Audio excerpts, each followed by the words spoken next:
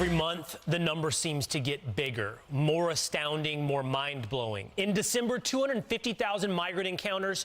It's the highest ever recorded, and data shows that non-governmental organizations, or NGOs, helped fund many of their journeys. Yeah, we talk about this number as a problem, but there are plenty of people out there who want it to be bigger if they can.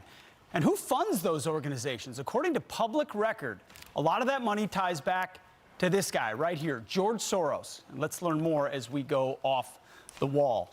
Pete and I were just talking about this heading into this segment. You know, the challenging thing, but maybe also the revealing thing about this segment of Off the Wall is, quite honestly, when I hear the word NGO, the acronym NGO, or the words non-governmental organization, I'm already bored. And I think, to some extent, Pete, that's by design. That's kind of the point. When you see some of these organizations, their names are very benign, very forgettable, behind the scenes, and that is intentional. But it starts with George Soros.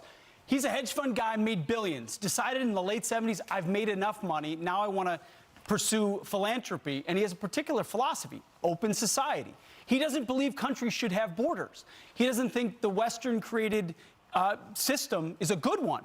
He wants to deconstruct that system. So the Open Society Foundation, which is what he uses as an umbrella, is an attempt to get rid of borders and push internationalism. Some specific examples of that, giving $1.3 million just 2 years ago to Haitian and black migrants. But as Pete mentioned, it's a global project. Over $120 million awarded towards international migration initiatives. Before we move on, Soros is the font. He's the fountainhead of many of these movements across the globe. And Pete said, while we often wonder what's his motivation, he's written 15 books to tell you his philosophy. He has. He's a very specific philosophy where he believes the nation state should dissolve away.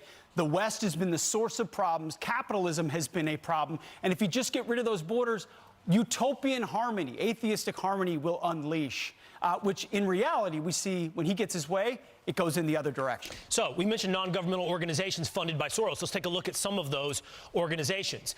The Immigration Equality Center, the American Immigration Council, and I'm going to bounce all the way to the end as well, the National Immigration Law Center. They basically sound the same.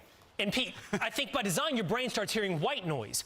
What does it all mean? But each and every one of these have a specific purpose, funding a specific vision of America. That's right. It starts with funding from Soros, and then you'll see in the next slide, then it turns into government funding. What do groups like this do? American Immigration Council, pushing for sanctuary cities, helping to build up the infrastructure for sanctuary cities.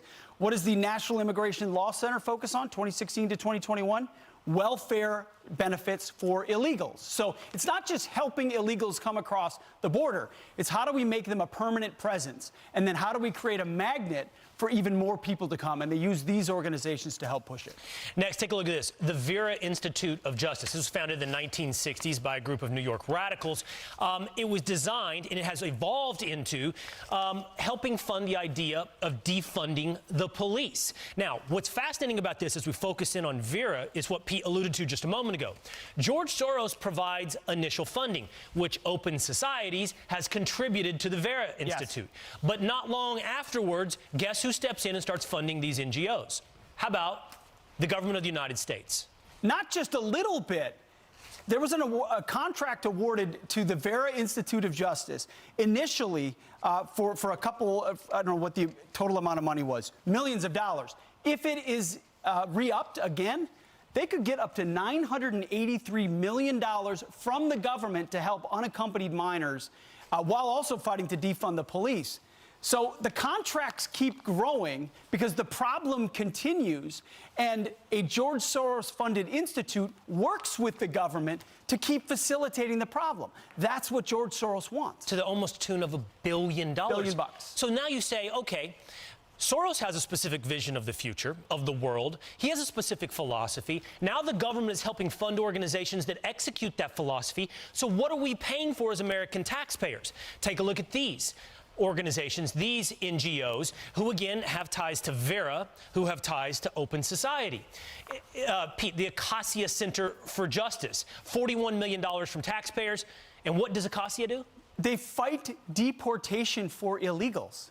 So think about this. Soros is funding an organization that gets money from the government that is fighting against deportation of illegals against ICE. So we're funding the other side of what ICE is trying to do? Yeah, so the government is funding a fight against itself. Yes. Backed by George Soros. It's incredible. This last organization, Alianza America's, $8.5 million from Health and Human another one backed by Soros to help the government fight against itself, to the extent that we help now fund George Soros's vision of the future. That's right. Big final hour still ahead.